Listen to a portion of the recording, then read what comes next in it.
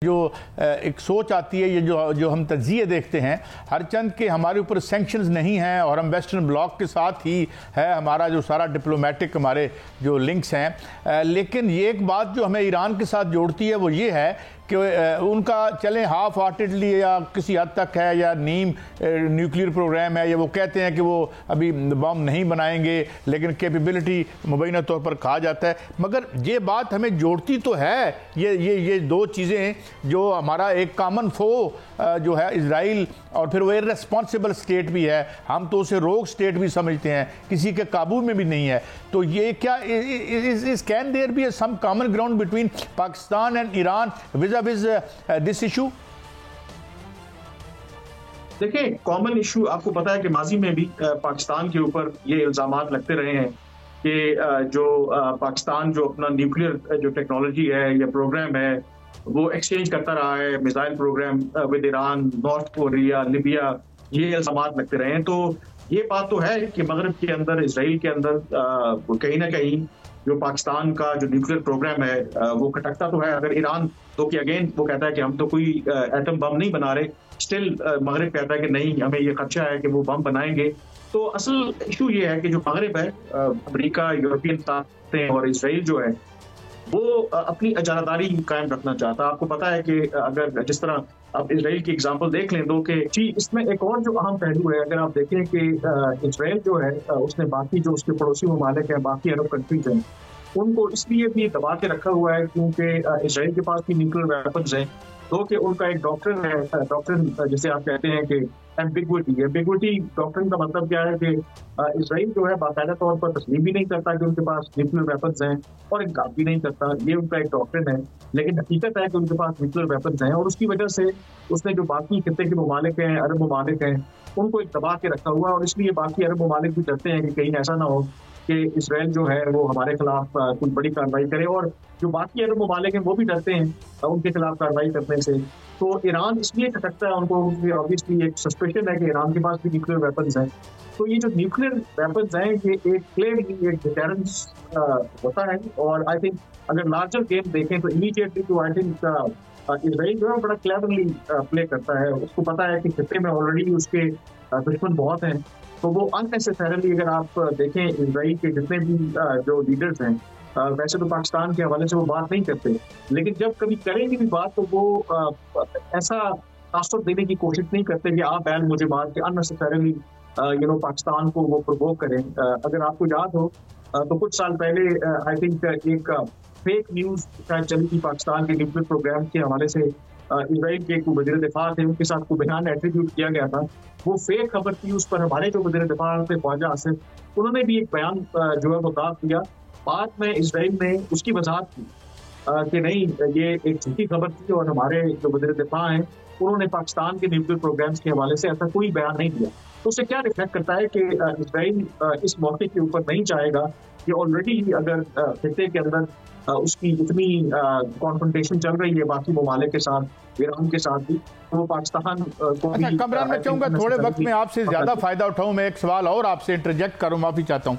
एक तो ये कि we have always behaved like a responsible nuclear state, और दूसरी बात ये कि टेक्नोलॉजी ट्रांसफ़र तो अमेरिका बहादुर खुद जो है बम बना के इसराइल को देता रहा, तो ये कौन सा जुर्म था?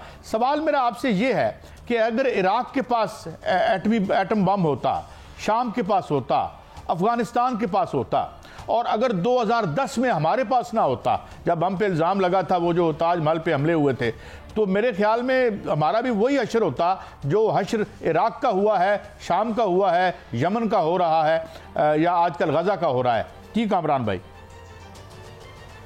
जी बिल्कुल, आई थिंक इसमें कोई शक नहीं है कि वो पाकिस्तान का न्यूक्लियर ताकत होना ही ये सबसे बड़ी वजह थी कि जो अगर इवन के अगर भारत के साथ हाल ही में अगर आप देखें बालाकोट के बाद भी अगर कोई कॉन्फ्रंटेशन हुई भी तो उसके बाद भारत को बैकआउट करना पड़ा, या दोनों मुल्कों को ये बात अच्छी तरह से पता है कि अगर एस्केलेशन एक लेवल से आगे जाएगी तो फिर खतरा न्यूक्लियर जंग का हो सकता है। तो ये जो न्यूक्लियर वेपन्स होते हैं बिल्कुल एक डिटेरेंस होती है। बिल्कुल आप सही कह रहे हैं कि इराक में दो के अमेरिका ने वेपन्स ऑफ मैस डिस्ट्रक्शन के नाम के ऊपर वहां पर चढ़ाई की, लेकिन हकीकत ये है कि अब सब अग्री करते हैं कि अगर उस वक्त के जो इराकी सदर और डिक्टेटर सद्दाम हुसैन, उनके पास वाकई वेपन्स ऑफ मैस डिस्ट्रक्शन होते तो अमेरिका कभी भी इराक के ऊपर चढ़ाई ना करता, और ना ही शाम के ऊपर, और लीबिया की भी आपने एग्जांपल दी। तो इसलिए आई थिंक जिस खिते में हम रहते हैं या जिस तरह की पॉलिटिक्स हमारे यहाँ प्ले होती है, तो उसमें मजबूरी है। हालांकि ये कोई आइडियल सिचुएशन नहीं है कि आप ऐसे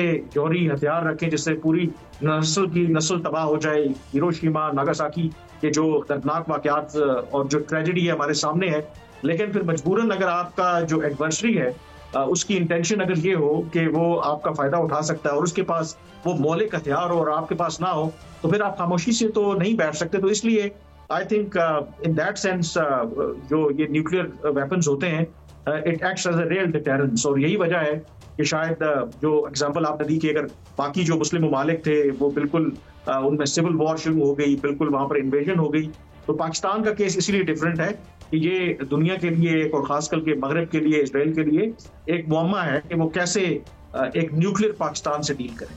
अच्छा, ये फिर बात तो ये हुई ना कमरान यूसुफ साहब कि ये जो सिक्योरिटी एनवायरनमेंट क्रिएट की है बड़ी ताकतों ने, उसमें लाइसेंस, हालांकि आप, हम तमाम, हमारी सिविल सोसाइटी, तमाम जो लोग हैं, हम इन तमाम लीथल वेपन्स या जिसे हम न्यूक्लियर स्क्रैप कहते हैं और बड़ा डेंजरस स्क्रैप कहते हैं, इसे सैयारे पे किसी के पास नहीं होना चाहिए। मगर मैं अगर जो समझाऊँ ये कंडीशन जो हमें वेस्ट ने और ये जो साम्राज्यी ताकतें हैं इन्होंने इम्पोज कर दी हैं कि हम अपने लिए ईरान भी ढूंढे, बाकी लोग भी ढूंढे, हालांकि ये नहीं होना चाहिए, लेकिन it is the only licence to security on this planet.